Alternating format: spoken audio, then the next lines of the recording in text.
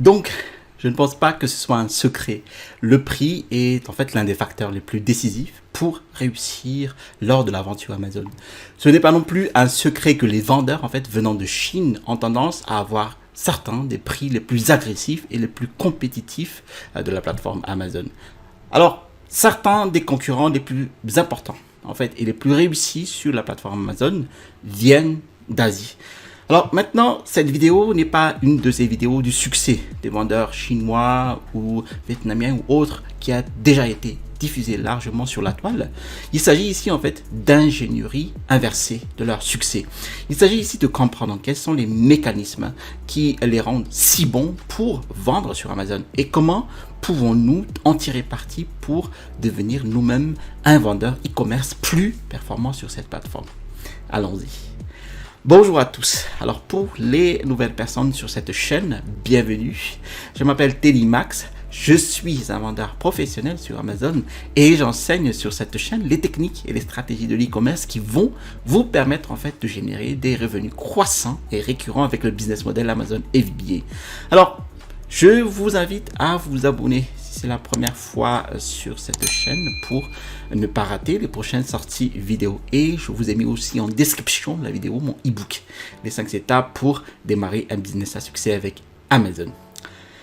Donc je pense que l'un des sujets les plus controversés que j'ai certainement tendance à avoir dans divers groupes Facebook en fait et communautés de vente Amazon est ce sujet des vendeurs chinois. Alors plus précisément ceux qui se trouvent en fait sur Amazon FBA qui ont tendance à venir de Chine soit en tant qu'usine soit en tant que vendeur individuel ou en concurrence avec Amazon ou en concurrence avec nos vendeurs tiers. Alors il y a généralement beaucoup de frustration quand ils réussissent. Alors quels sont les avantages de ces vendeurs chinois par rapport à nous, vendeurs tiers sur Amazon? Et comment en fait comprendre justement ce mécanisme de volant, d'inertie de ces vendeurs chinois qui leur permettent d'avoir en fait ce roulement de business très performant par rapport à nous, Amazon. Alors, pour comprendre d'abord le succès des vendeurs chinois, il est d'abord très important d'appréhender le volant d'inertie d'Amazon. Maintenant, ce volant d'inertie est vraiment conçu pour mieux comprendre le business model actuel de l'entreprise Amazon et pourquoi ils ont si bien réussi. Donc, Amazon en fait a pour objectif d'avoir le plus de produits au monde avec le prix le plus bas possible, avec la meilleure satisfaction client. Et c'est le tiercé gagnant et les éléments qui alimentent ce tiercé gagnant en font un moteur e-commerce électronique si insurmontable. Est-ce le fait qu'ils prennent une grande partie de la complexité opérationnelle en fait et des coûts hors de l'équation pour ceux qui vendent sur la plateforme? Bon. Alors, il y a en fait une structure de coûts plus faible, de telle sorte que les produits qui sont servis sur Amazon ont tendance à avoir des prix vraiment agressifs et plus bas. Et en particulier, lorsque vous les comparez à de plus grandes marques ou la vente à détail, ce qui a un balisage intermédiaire. Et en raison justement de cette large sélection, en raison des prix bas, la sélection du client est vraiment large, d'accord? Alors, les clients aiment les produits, les offres qui se trouvent sur la plateforme, ce qui entraîne plus de trafic, donc plus d'utilisateurs principaux, ce qui entraîne plus de ventes, car l'augmentation des ventes et d'ailleurs attire beaucoup plus de vendeurs sur la plateforme, ce qui offre encore plus de choix, ce qui réduit les coûts et ce qui va réduire les prix. Et voilà, et c'est comme cela en fait que le volant d'inertie d'Amazon fonctionne. C'est ce qui explique vraiment la domination d'Amazon au cours de la dernière décennie. Ce qui signifie que plus une marque obtient des ventes, plus elle reçoit d'avis clients. Et lorsqu'elle a plus de ventes et d'avis, eh bien, elle obtient des coûts publicitaires inférieurs. Elle obtient plus de trafic et ils obtiennent plus de profit qui réduit leur structure de coûts. Et puis, il y a un volant d'inertie individuelle aussi qui dynamise les ventes de produits qui peuvent vraiment rendre cette vitesse de vente beaucoup plus réussie. Et je pense que comprendre à la fois ce qui fait le succès d'Amazon et ce qui fait le succès de chaque produit peut vous aider à comprendre qui réussit sur cette plateforme. Et la vélocité et l'avantage de prix que les vendeurs chinois ont tendance à apporter à la table aussi. Alors, cela a été vraiment une raison essentielle pour laquelle dans de nombreuses catégories, en particulier les catégories compétitives, ces vendeurs chinois sont montés très haut en niveau de la compétition. Il est donc important ici de comprendre le volant d'inertie et ses dynamiques. Maintenant, le deuxième élément pour comprendre les vendeurs chinois est quels sont leurs avantages auxquels ceux qui sont en dehors de la Chine n'ont tout simplement pas accès et qui ne peuvent pas reproduire si facilement. Eh bien, premièrement, le vendeur chinois sur Amazon peut être l'usine elle-même. Alors, souvent, bon nombre de ces vendeurs chinois sont l'usine, c'est-à-dire celui qui fabrique le produit. Ils ne font pas de majoration sur les coûts réels de l'usine. Ils prennent toutes les marges de détail. Et il n'y a donc pas de majoration à l'usine. Et ça pourrait être une raison. Bon, ici, ils ne sont pas à l'usine. Alors, la probabilité qu'ils aient une relation ou des communications en relation, surtout en mesure d'obtenir en fait une meilleure structure de transaction avec une usine réelle et augmente considérablement vu qu'ils sont sur place. Alors, par exemple, si vous négociez du lait avec votre fermier du coin, vous pourriez probablement obtenir un meilleur prix sur ce lait et ses œufs que quelqu'un de Shenzhen, par exemple en Chine, d'accord? Donc, je pense que cette proximité et cet accès culturel leur donnent soit un prix inférieur à l'usine, soit ils sont l'usine eux-mêmes. Alors, le second concerne ici les frais de port, d'accord? Alors, il y a généralement beaucoup plus de fragmentation sur le marché de fret avec une tonne d'exportateurs chinois dans les transitaires, d'accord? Et encore une fois, en raison de la langue et de la connexion culturelle qui sont établies, il y a de bien meilleures chances qu'un vendeur chinois utilisant un transitaire chinois ait un coût unitaire inférieur à celui d'un vendeur d'un marché occidental utilisant un transitaire plus traditionnel, d'accord? Il y a aussi, troisièmement, une incitation gouvernementale telle que le taux d'imposition des entreprises réelles, qui peut être nettement inférieur à celui des vendeurs européens ou nord-américains, d'accord? Mais il existe aussi d'autres incitations au commerce et à l'exportation dans de nombreuses villes ou régions choisies, d'accord? Il y a aussi un élément qui est très important ici, en particulier en fait celui dans lequel les Chinois, les vendeurs chinois sont franchement prêts à absorber une marge inférieure. Une fourchette assez courante pour les vendeurs occidentaux et d'être dans cette fourchette de marge de 30 à 50%. Et les petits vendeurs sont franchement à l'aise de faire beaucoup moins de marge unitaire à sacrifier pour leur vente et les avis clients dans un bénéfice cumulé brut. Et ils sont beaucoup plus axés en fait sur le profit cumulé que sur la marge supplémentaire d'un vendeur occidental, d'accord? Et ces vendeurs chinois sont franchement prêts à aller dans des eaux plus profondes que de nombreux vendeurs occidentaux pour un certain nombre de raisons, justement au niveau de ces profits. Alors, à cause de tous ces éléments, eh bien, les vendeurs chinois ont tendance à avoir un prix plus bas. Ce qui signifie qu'ils obtiennent une vitesse de vente élevée, une vitesse d'acquisition d'avis plus élevée, de meilleurs taux de conversion, une meilleure part de clics à partir de résultats organiques, un pourcentage beaucoup plus élevé de ventes organiques par rapport au paiement par clic et les ventes et la réduction de coûts publicitaires.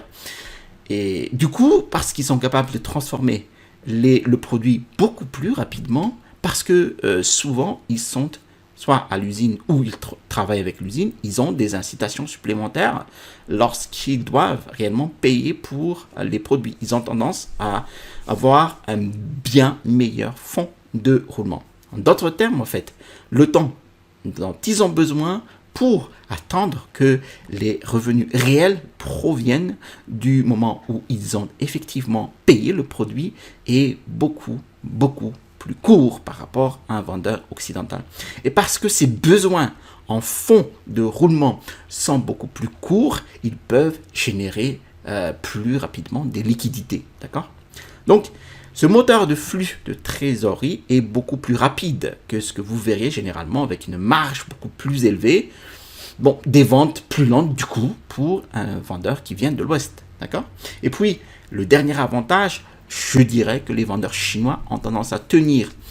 Ils ont une équipe de personnes en fait qui se concentrent progressivement sur chaque étape du business Amazon FBA. Alors, vous pouvez littéralement avoir une personne dont tout le travail consiste à se concentrer sur l'acquisition d'avis clients pour un seul ASIN, donc une seule page produit. Il pourrait y avoir, bon, par exemple, un autre employé qui se concentre littéralement uniquement sur la création, le développement et le lancement d'un produit. D'accord? Alors, il existe aussi de nombreux exemples dans plusieurs fonctions, mais je pense que le fait est qu'ils ont une concentration sur la main-d'œuvre beaucoup plus étendue pour chacun des éléments d'entreprise, de l'entreprise Amazon. Et je pense que ces éléments ont tendance à engendrer des performances accrues sur toutes les étapes auxquelles ils ont des employés dédiés. Alors, voici le résumé. Maintenant, nous allons illustrer justement cette différence au niveau du prix et du profit cumulé, du ROI, retour sur investissement, de l'ACOS, tous ces éléments, avec notre produit ici donc sur Amazon US, Shower Curtain, donc un rideau de douche tout simplement. Et nous allons récupérer en fait trois vendeurs principaux ici. Donc, en l'occurrence ici, je vais récupérer ce vendeur Amazon Bath ici. Et en fait, c'est un vendeur donc chinois ici qui propose justement des produits premium au niveau de ce shower curtain ici. Donc, un rideau de douche premium. Et ici, nous allons prendre aussi notre marque Olivia Spring ici, donc c'est aussi un vendeur chinois, AKK ici, et qui propose donc un produit, donc voilà, moindre prix ici, mais qui propose aussi de la valeur sur son offre, avec son offre, vous voyez. Et nous allons prendre ici à la fin un vendeur donc US, donc c'est une entreprise US. Alors c'est une entreprise qui s'appelle voilà, qui est située aux États-Unis et qui s'appelle ici la marque All and Perry, d'accord. Et nous allons récupérer à travers ce tableau ces différents facteurs donc de ces trois marque ici et une marque hypothétique idéale pour cette niche de shower curtain ou de rideau de douche. Donc nous allons récupérer ces éléments là, notamment nos prix, les prix Amazon, les frais de vente, les frais FBA et nous, ce qui nous intéresse par la suite est combien il dégage comme profit net et le ROI, retour sur investissement avec chaque vendeur, un vendeur chinois et un vendeur US, et les ventes par mois, les revenus par mois, et surtout ici le profit cumulatif par mois. Donc des éléments intéressants aussi à récupérer, le nombre de jours pour vendre 10 000 unités, et le nombre de l'acquisition, donc la capacité d'acquisition d'avis par an pour chaque marque ici, d'accord. Alors, regardons le rideau de qualité légèrement supérieure. Donc ici, pour le prix Amazon, on est à 16,99 $. Et pour un rideau de douche bas de gamme compétitif, nous avons ici 10,88 $. Le vendeur occidental de marque propre affiche 25,95 $. Et puis disons que vous avez une marque hypothétique, et bien celui-là coûterait 35 $, d'accord. Ensuite, les frais de vente ne représentent que 15% du chiffre d'affaires. Donc, évidemment, plus le prix est bas, plus les frais de vente sont bas.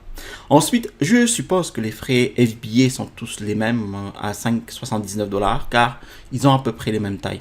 Alors, cela pourrait changer un peu. Alors, maintenant, c'est là, ici, que ça commence à devenir intéressant. Le rideau le plus haut de gamme coûtera sûrement plus cher à la production. Donc, je suppose ici qu'une usine le produit ici à 3,50 $.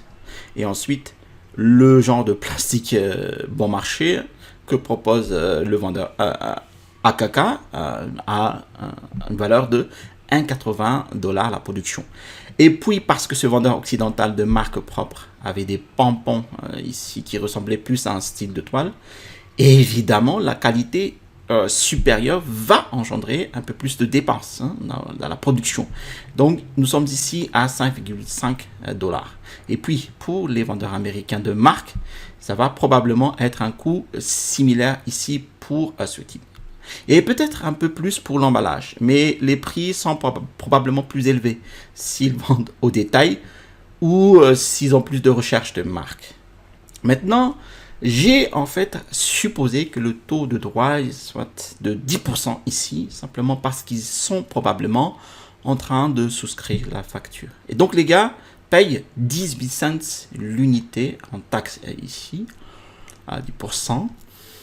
Et ces types-là payent en fait 9 cents par tarif unitaire et vous commencerez à avoir un assez grand désavantage ici par rapport justement à ces acteurs occidentaux qui sont de 4 à 5 cents plus le coût de taux de droit, simplement parce que nous supposons que ces types respectent les règles et ne modifient pas la valeur de leur facture. Donc la marge est beaucoup plus élevée au niveau de la taxe. Ensuite, au niveau du TACOS ici aussi. Donc le TACOS, c'est le coût total de la publicité sur les recettes réelles. Alors, je suppose juste un prix agressif, standard, mais pas un prix fou ici. Donc, en fait, j'ai vu ces gars-là sur les résultats de recherche sponsorisés. Et nous savons, et ils dépensent en fait de l'argent en publicité. Donc là, j'ai pris une TACOS à 12%. Pour ces gars-là, en fait, ils sont si bas prix, ils ne peuvent pas vraiment se permettre de publicité et ne se concentrent pas trop sur la publicité. Et ils sont vraiment concentrés sur les ventes et sur le prix. Donc, je vais supposer un TACOS de 5% ici. Donc, et puis, votre vendeur occidental. Alors, je suppose le dernier type de gamme qui est probablement de 15 à 20% de TACOS pour beaucoup de gens en ce moment. Donc, j'ai supposé à 18%. Et puis, le vendeur de marque ici, je suppose à 10% de TACOS. Donc, car il ne dépense pas vraiment autant en publicité. Il s'appuie probablement davantage sur la recherche de marque qui a tendance à être moins cher. Ensuite, les retours. Alors, je suppose la même chose à tous les niveaux, à 4%, d'accord, de retour. Nous avons le montant de bénéfices nets, puis nous avons la fourchette de bénéfices nets réels. Donc, nous pouvons voir ici, ces gars-là sont à peine au-dessus de 5%, ce qui est comme ces salaires minces. Beaucoup de gens ne pourraient pas survivre avec des marges de 5%. Les vendeurs chinois, en fait, sont toujours inférieurs à la moyenne. Je dirais avec un bénéfice net de 13%. Mais voici la chose surprenante que je ne pense pas que beaucoup de gens réfléchissent à cela. Dans la marge nette moyenne, le vendeur occidental arrive à 17%. Donc malgré le fait qu'ils sont facturés dans ce cas 2 fois et demi, dans ce cas $9 de plus, ils n'obtiennent tout simplement en fait pas beaucoup plus de marge unitaire. Et c'est parce qu'ils ont des coûts d'usine plus élevés qu'ils payent des droits de douane direct. Leurs frais de publicité sont importants. Ils dépensent beaucoup en publicité. Et donc, toutes ces choses lorgnent leur marge bénéficiaire. Donc, même si leurs bénéfices bruts sont plus élevés, leur marge nette s'élève à 17%. Et encore une fois, le vendeur américain de marque est assis dans une position un peu meilleure simplement parce qu'il a le prix le plus élevé. Donc, si nous regardons le retour sur investissement réel, donc, qui est une mesure vraiment critique dans les produits physiques pour transformer rapidement votre argent, nous pouvons voir ici que ces gars n'ont toujours pas atteint 100% et que vous voulez atteindre au moins 100% dans de nombreux cas pour pouvoir remettre votre argent dans la roue du business. Or, de toute évidence, les vendeurs occidentaux de marque propre sont bien assis parce qu'ils ont leur marge de vente au détail saine et les ROI de ces gars-là sont vraiment, vraiment bas. Alors, vous pensez, mince, comment ces types pourraient-ils gagner de l'argent s'ils ne font que 5% de marge nette et qu'ils ont un retour sur investissement de 30%? Eh bien, il n'y a aucun moyen qui génère de l'argent pour une entreprise difficile, mais les choses deviennent intéressantes. Alors, regardons les ventes par mois. Encore une fois, donc ces gars-là font 50 000 ventes, des ventes folles. Et environ la moitié de cela pour ces gars-là qui font 23 000 ventes. Ensuite, nous avons notre vendeur occidental qui fait un peu plus de 2 000 et 5 000 ventes à nouveau dans notre hypothèse. Nous supposons simplement que certaines recherches de marque génèrent plus de ventes pour ces gars-là. Donc, le revenu par mois est en quelque sorte corrélé de cette manière. Et puis, voici ce qui est fou. Si vous multipliez ce profit net par unité, par les ventes réelles par mois, nous obtiendrons le bénéfice mensuel cumulé. Donc ces gars-là font fondamentalement les plus gros revenus, mais ils font évidemment beaucoup moins de profit. Ils font toujours 34 000, 3 fois plus que ce que votre vendeur américain fait en profit. Donc, même s'ils gagnent beaucoup moins d'argent en pourcentage et que leur retour sur investissement est assez nul, ils gagnent de bonnes pièces ici. Et puis ces gars-là, les vendeurs chinois les plus premium mais toujours agressifs, se rapprochent le plus du meilleur profit. Et là encore, notre vendeur de marque a le luxe d'être réellement recherché par la marque. Peut-être qu'ils ont un nom de marque connu, alors ils créent le meilleur profit simplement à cause de la reconnaissance de leur marque. Et si nous venons ici pour regarder le nombre de jours pour vendre 10 000 unités, ces gars-là prennent essentiellement 13 jours. Et il n'en faut que 5 à ces gars-là. Et il faut à ces gars-là presque 5 mois pour produire 10 000 unités. Et ces gars-là, ça prend environ 2 mois. Donc voici ce qui est vraiment intéressant. Si nous examinons à quel point les avis sont importants en raison de ce taux de vente, et ces gars-là font un assez bon profit, mais plus que ces gars-là. Mais ils obtiennent 5 500 avis. Alors, regardez ces gars avec ce taux d'avis à 2%. Donc, par vente, ils génèrent 14 000 avis par an. Et c'est là que vient cet avantage insurmontable. Bien qu'ils fassent moins de profit, ils génèrent tellement de volume. Mais s'ils font un peu moins de profit mensuel brut, le nombre d'avis est ici insensé. Donc, ce taux d'avis, en plus de ce prix, permet un taux de conversion incroyablement élevé en termes de vitesse de vente par rapport à ce vendeur américain qui ne reçoit qu'environ 500 avis par an. Donc, il faudra à ce vendeur américain quelques années pour atteindre des taux d'avis à 3 chiffres. Donc, j'espère que cela vous a donné une nouvelle perspective sur certaines choses auxquelles vous n'avez peut-être pas pensé lors de l'ingénierie inversée et cette réflexion sur les succès des vendeurs Amazon venant de Chine ou d'Asie. Mais que pouvons-nous faire à ce sujet? Eh bien, une grande leçon pour moi, alors que j'ai commencé à analyser cette dynamique concurrentielle ici au cours des 2 derniers mois et qu'il pourrait être judicieux d'au moins brouiller les prix en les baissant, d'accord? Et je pense vraiment que jouer en premium est un avantage absolument essentiel autre que le prix. Ce n'est donc pas une course vers le bas, mais le prix compte beaucoup quand même, surtout si l'on considère toutes les options qui existent sur la première page.